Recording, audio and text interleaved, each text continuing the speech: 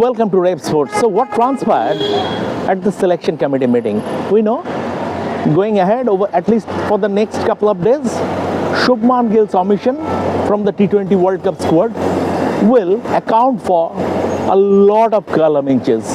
And fans, or the so-called fans, will go on an overdrive on social media. But social media usually gives poison a platform, so we can ignore it. Now, but for once, just for once, move beyond your personal likes or dislikes and think about Indian cricket. Yes, Shubman Gill has been dropped, and whatever chief selector Ajit Agarkar says that it is due because of the combination or Surya Kumar Yadav, the captain, vetoing it. Obviously, Shubman Gill didn't score enough runs to justify his selection, and he has been omitted from the squad of 15. Fine, but the good thing is the selectors have corrected a wrong. When Shubman was brought back to the T20I fold before the Asia Cup earlier this year,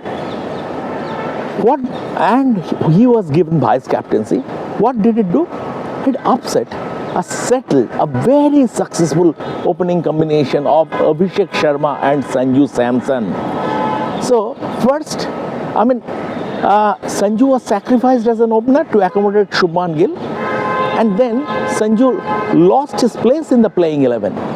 And to make up for that, to make up for Shubman Gill's inclusion at the top, they had to make do with the lower order also, omitting Rinku Singh and bringing back Jitesh Sharma. Now Rinku is also back, Washington Sundar is also there, and as Surya Kumar Yadav said, we have different combinations, and we have a squad where we can use different combinations. At the end of the day, everyone wants India to defend their T20 World Cup crown, and this is a team that can do that, that can do it. In private conversations, the selectors say, whatever team we put out, as far as T20 cricket is concerned, whatever Indian team we put out, that would be a gun team, because we have so many options.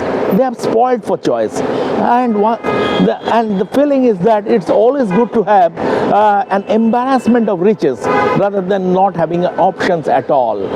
So this is a very good team. That is to start with. But moving on from Shubman Gill, Abhishek Sharma and Sanju Samson would be India's first choice opening combination at the World Cup. And who would be the backup? Ishan Kishan. Ishan Kishan has returned to the fold by dint of his performances in domestic cricket. In the recently concluded Syed Mushtaq Ali Trophy, he scored 570 runs at a strike rate touching 200. His 100 against Haryana at the final, that was a scintillating effort, and the selectors witnessed that firsthand. Not many months ago, Ishan Kishan was Indian cricket's persona non grata. He was omitted from the list of centrally contracted cricketers because he didn't turn up for domestic matches.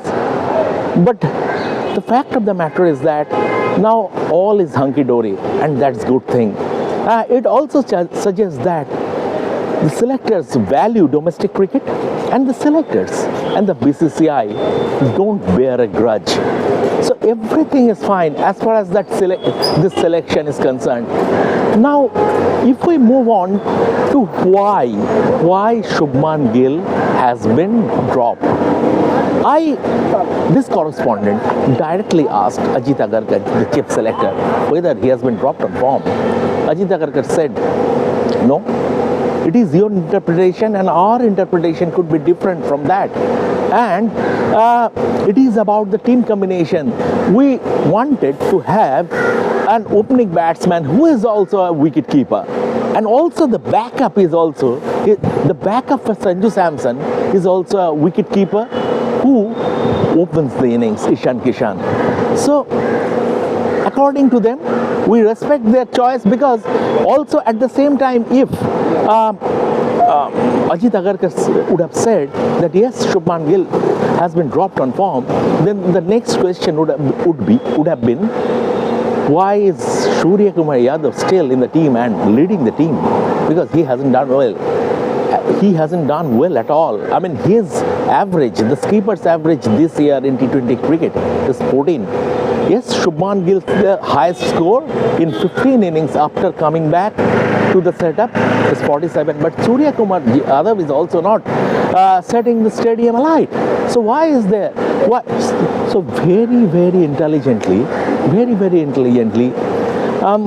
Ajit Agarkar opted for an answer that doesn't directly point towards the skipper. Well done, Ajit Agarkar. From his position, I must say, he has done a good job. Now, one more thing. This time there is no standbys. Why? Because as Mr. Devajit Saikia, the BCCI secretary, said, the previous T20 World Cup in 2024 was in the United States, far away, and that is the reason why India chose to have, or the selectors chose to have, a list of standbys. This World Cup is in India. So, if need be, there could be, I mean, players would be always ready to fill in the gaps. So, it's also a logical decision. Overall, it's a good selection meeting. I mean, it's a good team selection, and this team has the wherewithal to go and defend the their world title. Now, you can ask that does this put Sanju Samson specially under pressure that Shubman Gill has been dropped and Sanju Samson will now have to deliver in every game. Playing for India is pressure. If you can't take that pressure, you don't belong. Sanju has time and again showed that he can do it. Even yesterday, during his opening partnership with Abhishek in the final T20 against South Africa in Ahmedabad, he was brilliant, matching his partner shot for shot and doing it with languid elegance. Good thing that the selectors didn't put the champagne on ice. They rather opted for champagne cricket from both ends at the top. On that note, this is Shomik Chakraborty from outside Wankhede Stadium after covering the selection meeting and press conference on behalf of Revsportz. Thank you.